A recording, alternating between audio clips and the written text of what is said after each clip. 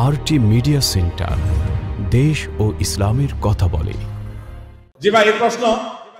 আমার বাড়ি এই গ্রামে, আমার বাবা মৃত, আমি পর্দা করি, দিন পালনের চেষ্টা করি, আমার বয়স 24, মাস্টার্স পাস, আমি বিবাহ করতে চাই। আমার দুই ভাই বিবাহের ক্ষেত্রে পাত্রের শুধু স্ট্যাটাস এবং চাকরি দেখে, পরেশগারি তার কোনো গুরুত্ব দেয় না।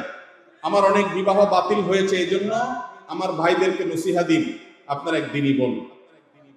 ভাইরা আমার, আমাদের দেশে অনেক হতভাগা অভিভাবক আছে, নিজের মেয়ে কিংবা বোনকে বিয়ে দেওয়ার ক্ষেত্রে শুধুমাত্র ছেলের টাকা পয়সা, চাকরি বাকরি, স্ট্যাটাস এগুলোই দেখে।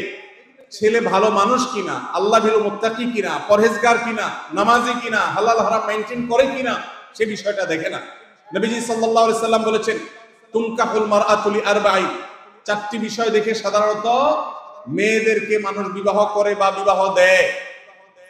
এই চারটি বিষয়ের মধ্যে কেউ টাকা পয়সা দেখে, কেউ রূপ লাবণ্য দেখে, কেউ বংশগরিমা দেখে মানুষ একে অন্যকে বিবাহ করে বিবাহ দেয়। কিন্তু কেউ কেউ দিনদারিতাকে অগ্রাধিকার দেয়। নবী সাল্লাল্লাহু আলাইহি সাল্লাম বলেছেন, ফাজফার বিজাতিদ দ্বীন, ধার্মিক মানুষের সাথে বিবাহ বন্ধনে আবদ্ধ হয়ে তোমরা জেতার চেষ্টা করো। তুমি যদি বিবাহ করে তোমার বিবাহের প্রকৃত সার্থক বিবাহকে করতে চাও, বিবাহের যদি লক্ষ্যকে তুমি পূরণ করতে চাও, তাহলে সত্যিকার অর্থে সফল হতে হলে তোমাকে অবশ্যই দিনদারিতাকে অগ্রাধিকার দিতে হবে। এই বোনের ভাইরা যদি এই মাহফিলে থেকে থাকেন, আপনাদেরকে আমি বলছি, আল্লাহকে ভয় করেন। মনে রাখবেন, চাকরি বাকরি, স্ট্যাটাস এগুলা কোনোটা সংসারে শান্তি আনে না। শান্তি আনে মানুষের ব্যক্তিত্ব, ভালো মনুষ্যত্ব।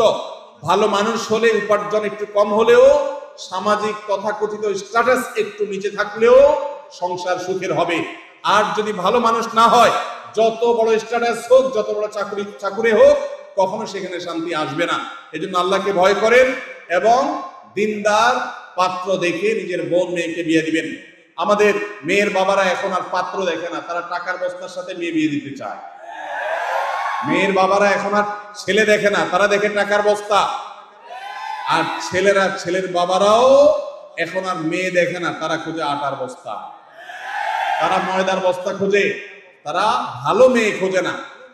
যদি ভালো ছেলে পেতে চান, আপনার এলাকায় ফজরের নামাজের সামনের কাতারে তাকবীরে উলায় যেই যুবক নামাজ পড়ে, এই যুবককে ভালো ছেলে ধারণা করতে পারেন। আল্লাহ তাআলা আমাদেরকে দিনদারিতা এবং ধার্মিকতা দেখে বিবাহ দেওয়ার তৌফিক দান করুন। ভাইরা আমার, আমরা যদি পার্থিব জিনিস দেখে বিয়ে শাদী করি এবং দেই, তাহলে সেক্ষেত্রে আমরা কিন্তু ধরা খাবো, লাভবান হব না।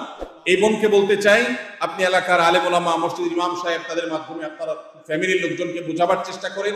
আমরাও তাদেরকে বলছি, আল্লাহকে ভয় করেন, দিনদারিতাকে অগ্রাধিকার দিবেন, অন্য কোনো কিছুকে নয়। ইনশাআল্লাহ শান্তি হবে। ঘরে ঘরে বিবাহ ভাঙছে, দাম্পত্য কলহ হচ্ছে, কারণ আমাদের কাছে এখন ভালো মানুষের চাইতে পয়সাটা বেশি দরকারি। আমাদের চাইতে এখন ভালো মানুষের চাইতে ভাবসাবটা বেশি দরকারি। কোন চাকরি করে সেটা আমরা দেখি, সে মানুষটা ভালো কিনা সেটা আমরা দেখি না। আল্লাহ আমাদেরকে হেদায়েত দান করুন।